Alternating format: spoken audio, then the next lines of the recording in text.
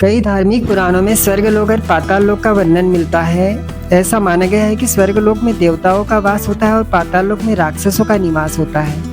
इनके बीच में पृथ्वी है जहाँ मनुष्य रहते हैं। इन दोनों ही लोकों से जुड़ी बहुत सारी चर्चित कहानियां हैं, मगर किसी ने न तो स्वर्गलोक देखा है न पाताल लोक, लेकिन इसकी कल्पना जरूर सभी ने की है। स्वर्गलोक कैसा दिखता है यह बता पाना तो मुश्किल है, मगर पाताल लोक कैसा होता है हम आपको बता भी सकते हैं और दिखा भी सकते हैं। दरअसल भारत में एक ऐसी जगह जिसे पाताल लोक कहा गया है। जगह का नाम भी पाताल लोक से मिलता जुलता है। इस स्थान को पातालकोट कहा जाता है। मध्य प्रदेश के छिंदवाड़ा जिले से लगभग 80 किलोमीटर की दूरी पर ही यह स्थान मिल जाता है। सतपुड़ा पर्वत श्रेणियों की गोद में बसा है स्थान प्रकृति का अजूबा है।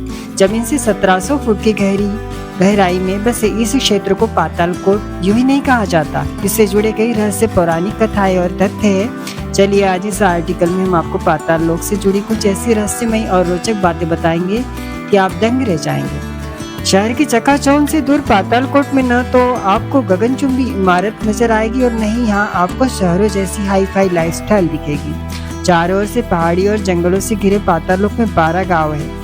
यहाँ की आबादी भी ज्यादा नहीं है। यहाँ रहने वाली कुल संख्या तो नहीं पता, लगभग 1500 से 2000 के बीच लोग इस स्थान पर रहते हैं।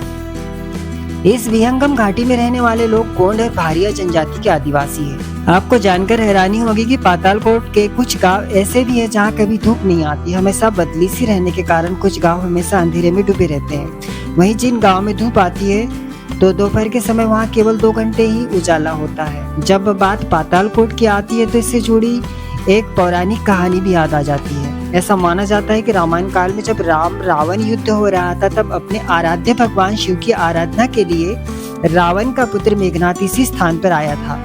इस बात का पता जब हनुमान जी को चला तो वह अपनी वानर सेना के साथ वहां पहुंच गए और मेघनाथ की पूजा को भंग कर दिया। इसलिए यहाँ रहने वाले आदिवासी लोग भगवान शिव और मेघनाथ की पूजा भी करते हैं और इन दोनों को ही अपना आराध्य मानते हैं। ऐसी भी मान्यता है कि रावण ने युद्ध के दौरान राम और लक्ष्मण का अपहरण कर लिया था और उन्हें इसी स्थान पर मौजूद एक गुफा के अंदर रखा था। ऐसा कहा जाता है कि पातालकोट में रहने वाले लोग पहले बिना वस्त्र के रहा करते थे और जंगली जानवरों को मारकर भोजन करते थे, मगर जब इनकी जीवन शैली में धीरे धीरे विकास हो रहा है, शहरी लोगों के संपर्क में आने के बाद से यहाँ लोग खेती करने लगे हैं और कपड़े गहने भी पहनने लगे हैं। पातालकोट के किसी भी गाँव में बिजली नहीं है।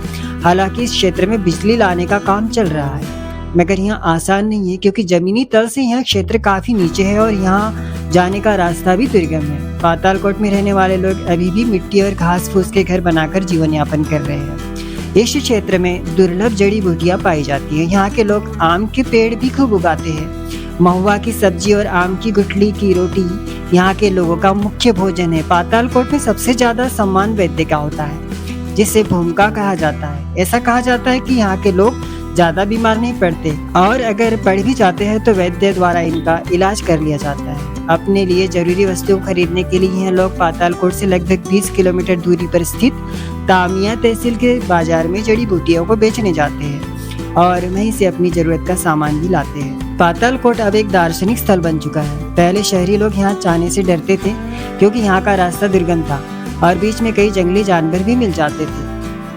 साथ ही यहाँ रहने वाले आदिवासियों को शहरी लोगों का आना भी पसंद नहीं था, मगर अब ऐसा नहीं है। पातालकोट में मौजूद कुछ गांव ऐसे हैं जो बाहरी दुनिया के लोगों को बाहर फैलाकर स्वागत करते हैं। पातालकोट के दर्शनीय स्थलों में रातेड़, कारेआम, नचमटीपुर, दूधी तथा गायनी नदी का उद्गम स्थल और राजा खो प्रमुख है। यहाँ पहुँचने के लिए 5 अलग अलग रास्ते हैं, मगर आप जिस रास्ते से भी नीचे जाएंगे वहाँ से आपको हजारों सीढ़ियाँ नीचे उतरना होगा। साथ ही कुछ ऐसे स्थान भी आपको मिलेंगे जहाँ आपको पगडंडियों पर चलना होगा। अगर आप पातालकोट हवाई मार्ग से पहुँचना चाहते हैं तो आपको नागपुर तक फ्लाइट लेनी होगी, फिर आप सड़क मार्ग से यहाँ तक पहुँच सकते हैं। वहीं रेल मार्ग से यहाँ आने के लिए सबसे नजदीक रेलवे स्टेशन छिंदवाड़ा है। अगर आप पातालकोट आना चाहते हैं तो सर्दी या मानसून के मौसम में भी आए। दरअसल गर्मियों के मौसम में यह स्थान बहुत गर्म हो जाता है। हालांकि यहाँ हमेशा ही हल्की बारिश होती रहती है, जिससे उमस का मौसम बना रहता है। वहीं बारिश के मौसम में घाटी बादलों से ढक जाती है। इस नज़ारे को देखना बेहद मनमोहक होता है। अगर आपको यहाँ जानकारी अच्छी लगे और वीडियो पसंद आए तो आप जरूर लाइक और सब्सक्राइब करें। धन्यवाद।